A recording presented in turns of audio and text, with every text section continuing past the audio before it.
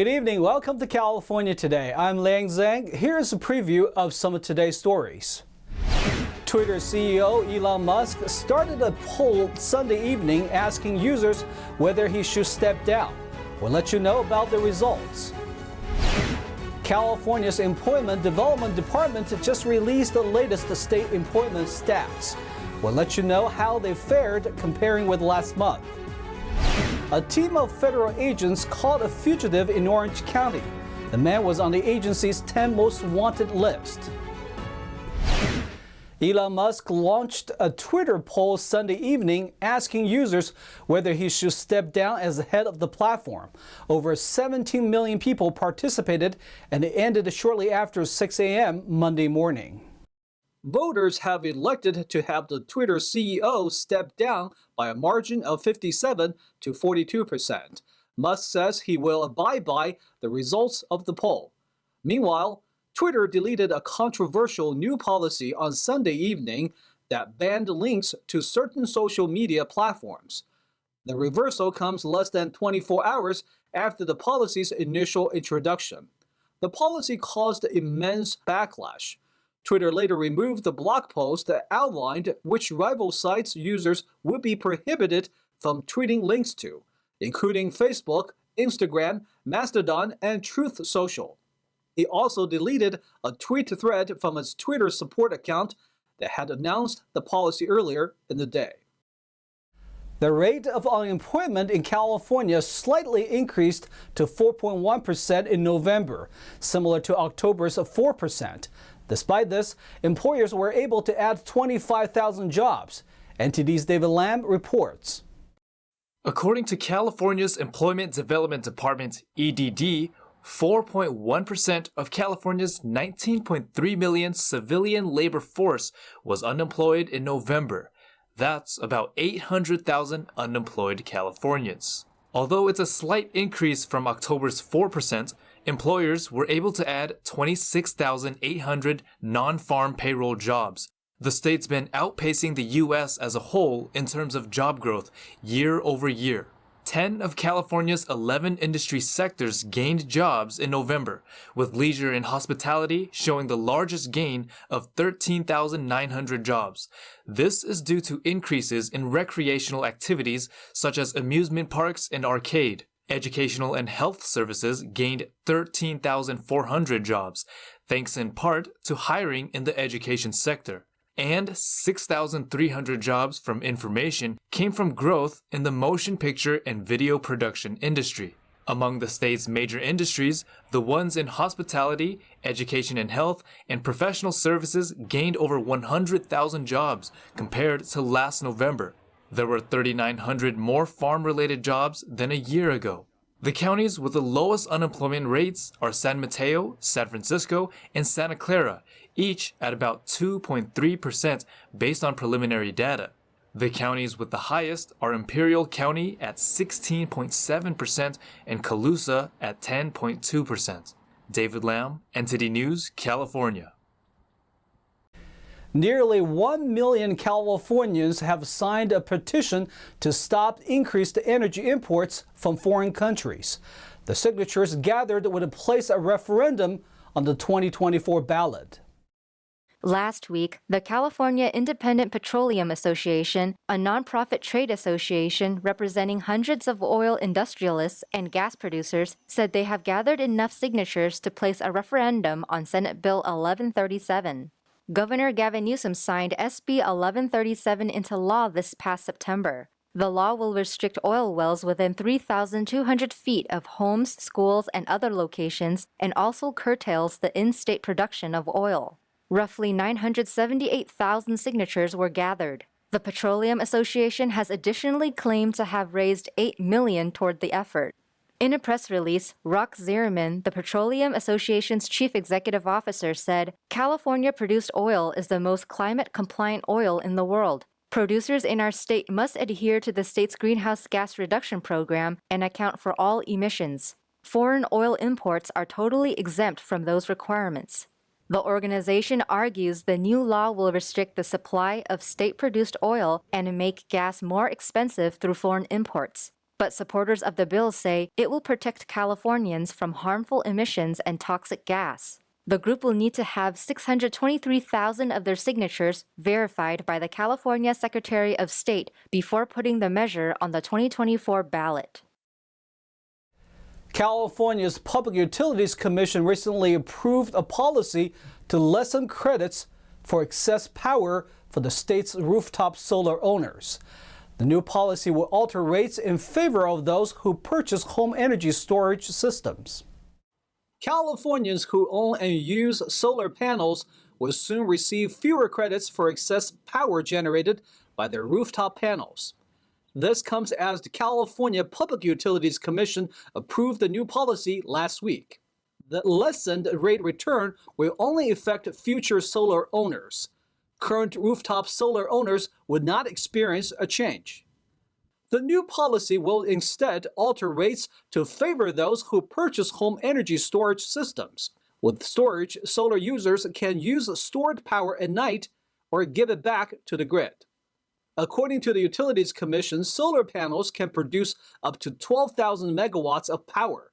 That's nearly 6 times more than the state's last nuclear plant. The Commission adds that without solar storage systems, fossil fuels take over to maintain the electrical grid when the sun is down. Affordable Clean Energy, a utility-backed coalition, estimates that $4 billion in costs are shifted onto non-solar customers from solar ones. During evening hours, solar customers still receive energy from the grid without producing any in exchange. New homes have been required to have solar since 2020, but storage is not required. A transitional period for the switch offers incentives for those who install panels and storage systems within 5 years. A team from the Immigrations and Customs Enforcement's Elite Enforcement and Removal Operations ERO unit caught a fugitive in Orange County.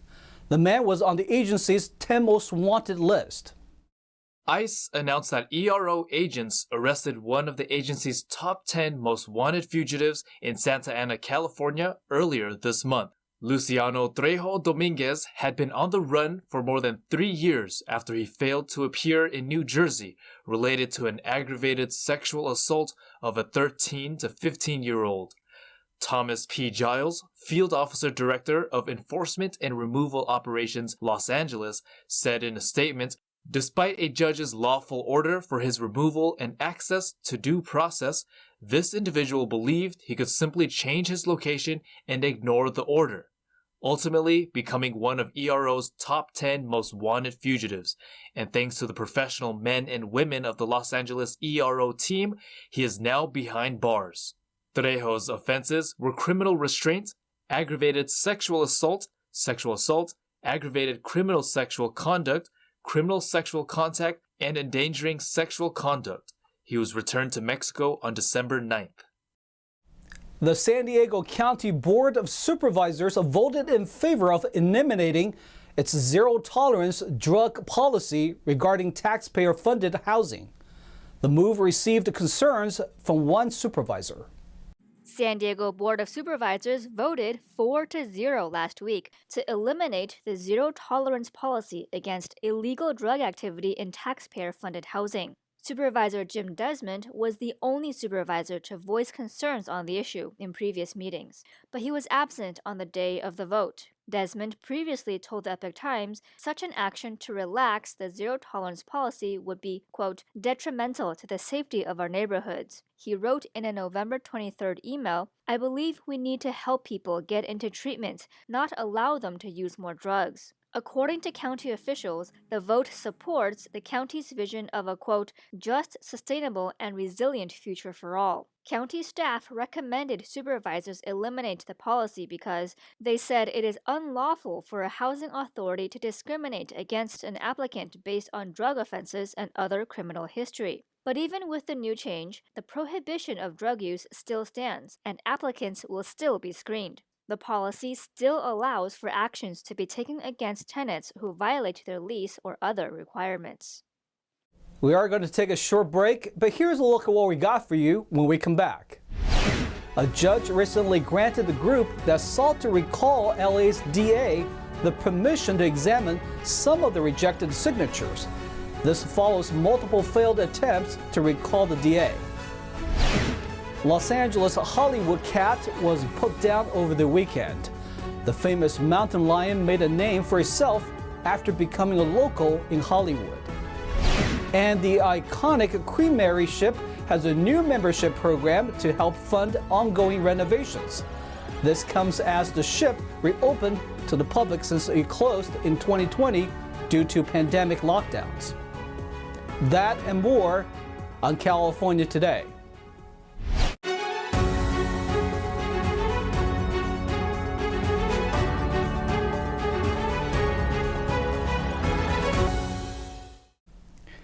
Welcome back to California Today. I'm your host, Lang Zhang. A young couple's car plummeted over the edge of a steep canyon in California last week, but they miraculously survived. The Los Angeles County Sheriff's Department says it was a 300-foot plunge into Monkey Canyon in the Angeles National Forest. Their car smashed into a few trees on the way down before it flipped over and came to a rest at the bottom of the canyon, wheels up. A rescue team by helicopter pulled the couple out. Incredibly, the couple only had facial bruises, some cuts, and a bit of neck pain with a concussion. The couple had one more piece of luck to get help. Despite no cell service in the area, their iPhone detected a crash.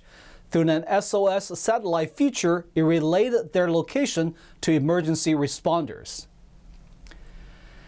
A judge recently ruled that the group which sought to recall Los Angeles DA George Gascon can examine some rejected signatures.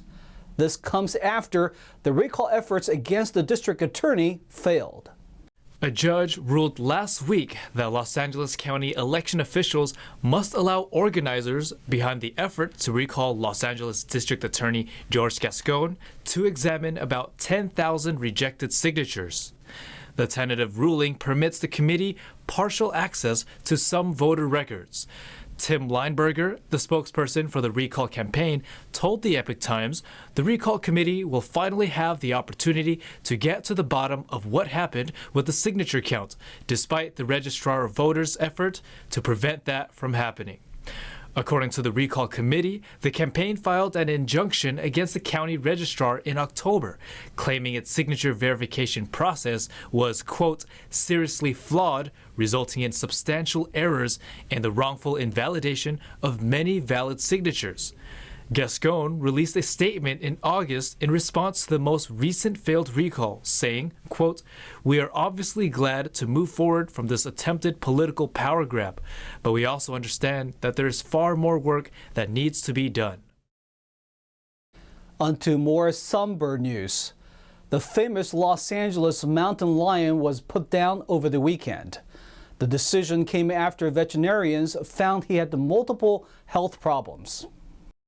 P22, the celebrated mountain lion that took up residence in the middle of Los Angeles, was euthanized on Saturday. Officials with the California Department of Fish and Wildlife said P22 showed dangerous changes in behavior. After examinations, they found his health and injuries, likely caused by a car, were worsening. This really hurts, and I know that. It's been an incredibly difficult several days. And for myself, I've felt the entire weight of the city of Los Angeles on my shoulders. Wildlife officials said the decision to put the big cat down came after veterinarians determined he had a skull fracture and chronic illnesses, including a skin infection. P22 also had kidney and liver diseases. Importantly, he had a stage 2 or mid-stage kidney failure. He had advanced renal disease. We uncovered he also had advanced liver disease, and now increasingly, even in the last 24 hours, we learned that he may have had heart disease and potential developing heart failure as well. The animal became the face of the campaign to build a wildlife crossing over a Los Angeles area freeway. The project aims to give mountain lions, bobcats, coyotes, deer, and other animals a safe path between the nearby Santa Monica Mountains and wildlands to the north. And he also, I think, really showed us what is possible, what they can do by surviving in this tiny home range, smallest home range that anyone has ever documented for a male lion, and coexisting with thousands and thousands of people in Griffith Park and in Los Angeles. State and federal wildlife officials announced earlier this month that they were concerned P22 may be exhibiting signs of distress due in part to aging. He was captured in a residential backyard in the Los Feliz neighborhood on December 12th, a month after killing a chihuahua on a dog walker's leash. P22 was believed to be 12 years old, having lived longer than most wild male mountain lions. Long Beach announced an annual membership program for the Queen Mary on the same day limited tours began. It is to help fund the ship's ongoing renovations. To help the historic Queen Mary vessel with ongoing repairs, the city of Long Beach announced a new membership program. The city took control of the ship for the first time in 40 years and has partnered with Long Beach Heritage, Evolution Hospitality, and the Queen Mary Heritage Foundation. Councilwoman Mary Sendejas said, "The Queen Mary truly is a treasure that is beloved near and far. This new membership program gives people from all over the opportunity to play a part in the ongoing preservation of the ship while getting great benefits." The ship reopened to the public for the first time since March 2020. Limited tours begin on Thursday, December 15th, and are limited to certain sections of the ship due to ongoing repairs. A tourist class membership is being offered for $150, with additional levels coming out in the spring. Donations and memberships can be purchased on the Long Beach Heritage website. In Southern California, uniformed officers in Newport Beach will receive thousands of donated Christmas gifts.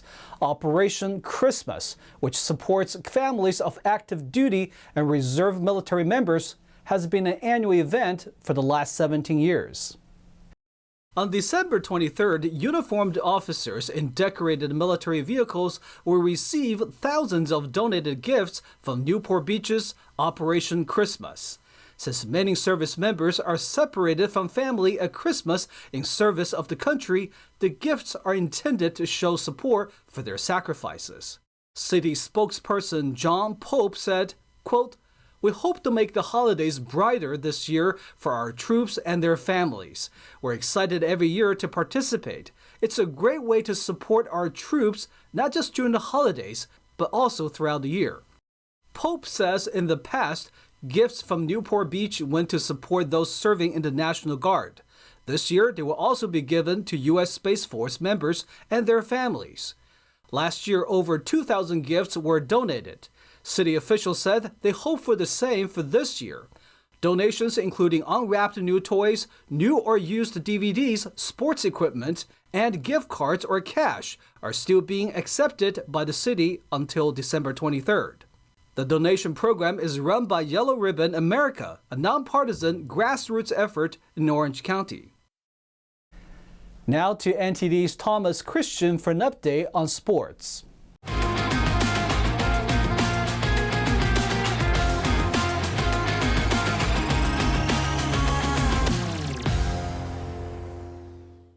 I'm Thomas Christian, giving you the California Today Sports Roundup. Justin Herbert passed for 313 yards and Cameron Dicker made a 43-yard field goal with 4 seconds remaining as Los Angeles pulled off a victory over Tennessee at SoFi Stadium. On a day dominated by both defenses, the Chargers did just enough on offense to move into position for an AFC wildcard spot. After the Titans tied the game 14-14 on a 1-yard quarterback sneak by Ryan Tannehill with 48 seconds remaining, Herbert engineered a 52-yard drive for the game-winning kick. Herbert completed 28 of 42 passes with no touchdowns and 2 interceptions. Tannehill was 15 of 22 for 165 yards and an interception while playing through a right ankle injury he sustained earlier in the game. Titans' Derrick Henry rushed for 104 yards and a TD for Tennessee, which has lost their 4th straight. Chargers 17, Titans 14. 35-year-old JD Martinez is the newest Los Angeles Dodger after he signed a one-year, $10 million contract with the team over the weekend. LA signed Martinez on a buy low deal after he hit just 16 home runs in 533 at-bats for the Red Sox last year. Martinez was an all-star 4 times in Boston, but fell off from behind the plate last year after hitting 28 or more home runs in 2018, 2019, and 2021. Martinez also reunites with his old hitting coach Robert Von Scoyoc, who helped him become a power hitter in Detroit after washing out in Houston. Von Scoyoc is now on the Dodgers staff and could help get the most out of Martinez once again. If he is able to find a rhythm in his swing this season, the Dodgers will have gotten themselves a bargain. Otherwise, a one-year commitment is a pretty safe bet for the boys in blue.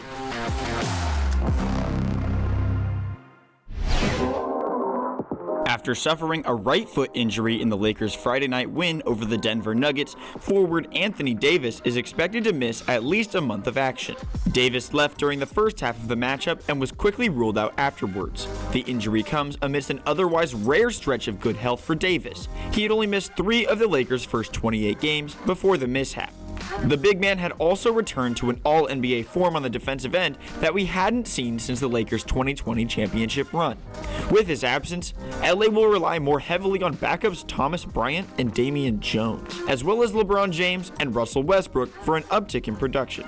It has also been reported that Davis's absence may be indefinite. This would likely only happen if the Lakers manage to mathematically fall out of playoff contention while he is out of the lineup, which is a real possibility, as they are currently 13-16, good for just 12th place in the Western Conference. And that's all for sports. That's all we've got for you tonight. We'd like you to join us again on California Today every weekday at 8:30 p.m. Make sure to check out our broadcasts on our California Today webpage. You can find it at ntd.com/california-today. You can also find all of our top latest clips there, ready to share with friends and family. Send us a message on Twitter, Facebook, or Instagram, or through our email, california.today@ntd.com. I'm Lang Zhang. Have a wonderful evening.